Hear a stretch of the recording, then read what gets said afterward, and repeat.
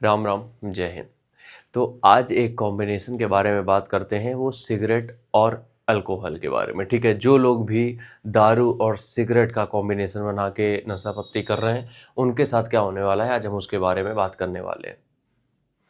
देखो, most of the chain smokers, मतलब जो डेली स्मोकिंग करते हैं, वो जाहिर सी बात है अल्कोहल तो करते ही होंगे। ठीक है, अब होता क्या है कि ये दोनों ही चीज़ें, ठीक है, ये दोनों जो कॉम्बिनेशन है, चाहे वो सिगरेट हो चाहे वो आपकी अल्कोहल हो, ठीक है, ये दोनों ही चीज़ें आपके अलग अलग ऑर्गन्स को हिट करती हैं। मतलब कि अलग अलग ऑर्गन्स को सेम ही टाइम पे खत्म करने का काम कर रही हैं। ठीक है, जितने भी आपके ऑर्गन्स हैं इंटरनली, अगर हम बात करें, आपके जो ऑर्गन्स हैं उनको डिस्ट्रीब्यूट कर रहा है उनकी इंजरी को। ठीक है, अब कैसे हम बताते हैं उसके बारे में। देखो, जब तुम लगातार दारू पी रहे हो, ठीक है, अब कुछ लोग कहते हैं भैया हम तो थोड़ी थोड़ी लेते हैं लेकिन हमेशा लेते हैं, तो उनके लिए भी यही चीज साबित होती है कि जो थोड़ी थोड़ी ले रहे हैं हमेशा के लिए, उनके लिए भी सेम है। ठीक है, तो अगर आप डेली अल्कोहल चल रही है, ठीक है, डेली, तो आपको भी पता है, बहुत से लोगों को पता भी रहता है, जितने पी रहे हैं उनको भी पता है कि ये डायरेक्ट आपके लीवर को हार्म पहुंचा रही है। ठीक है, डायरेक्ट आपके लीवर को हार्म पहुंचा रही है,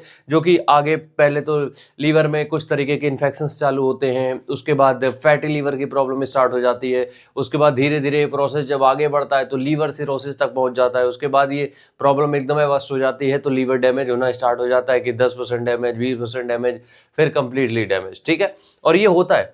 देखो, अगर तुम डेली अल्कोहल कर रहे हो, नहीं बच पाओगे इस चीज से, समझो मेरी बात को, क्योंकि ऑर्गन्स, हमारी बॉडी जो ऊपर वाले ने बना के भेजी है, वो बहुत फ्रेश तरीके से भेजी थी। अब जिनको जन्मजात रोग है उनके बारे में नहीं बोल सकते, बट अपने ऑर्गन्स बहुत फ्रेश थे। अब उनको तुम जितना हार्म पहुंचाओगे, बॉडी पे तुम जितनी मेहनत करके उसको मजबूत बना सकते हो, बट इंटरनली ऑर्गन जो है वो बहुत नाजुक है, उनको उसी तरीके से संभाल के रखना पड़ेगा। और ये जो खतरनाक चीजें उसको दे रहे हो, वो रिएक्ट तो करेगा ही। तो सबसे पहला हो गया लीवर गया तुम्हारा। ठीक है, उसके बाद जब तुम डेली स्मोकिंग कर रहे हो, डेली स्मोकिंग, तुम यकीन मानो, तुम्हें लगता होगा कि हम तो एक ही पीते हैं सिगरेट दिन की, या फिर हम तो हफ्ते में एक डिब्बी बस पी रहे हैं। आज से हो सकता है ये रिजल्ट तुरंत नहीं मिले, कुछ लोगों के साथ ये होता है कि उनको साइड इफेक्ट तुरंत नहीं दिखते, कुछ सालों बाद दिखेंगे, लेकिन जब इसके साइड इफेक्ट दिखेंगे, इसकी रिकवरी होना बहुत मुश्किल होगा अगर बहुत लेट हो गया। तो मोस्ट प्रॉब्ली ये रिजल्ट दिखते हैं आपकी 40-45 की एज के बाद। तो अगर अभी कर रहे हो, अर्ली 30s में हो, 20s में हो, बंद कर दो, अभी से रिकवरी फेज में चले जाओगे, चीजें अपने हाथ में है, सही हो सकती। एक बार आप 40-45 क्रॉस किए, ये चीजें दोनों ऑर्गन्स को एक साथ डैमेज करेंगी। एक तो लंग्स जाएगा आपका और दूसरा लीवर।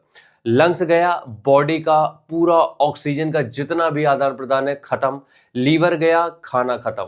इसलिए कह रहे हैं तुमसे, ये बड़े ऑर्गन है, मतलब ऑर्गन तो अपने सब इंपॉर्टेंट है, बट ये ऑर्गन डायरेक्ट डैमेज होते हैं इन चीजों से। स्मोकिंग कर रहे हो, आपके फेफड़ों में टार जमा होगा, ब्लड सर्कुलेशन रुकेगा, हार्ट अटैक और अदर ऑर्गन्स की प्रॉब्लम, ऑक्सीजन, बहुत सारी दिक्कतें चालू हो जाएंगी।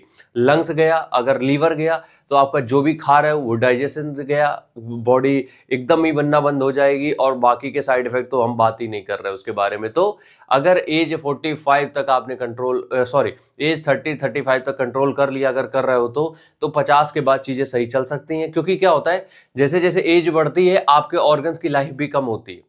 देखो, अगर कोई बच्चा पैदा हुआ है, उसके जो फेफड़े फ्रेश हैं, वो एक 30 साल के जो है एडल्ट, उसके नहीं होंगे बराबर, उतने फ्रेश नहीं होंगे। ठीक है, क्योंकि वो पॉल्यूशन में भी रह रहा है, स्मोकिंग भी कर रहा है, सारी चीजें।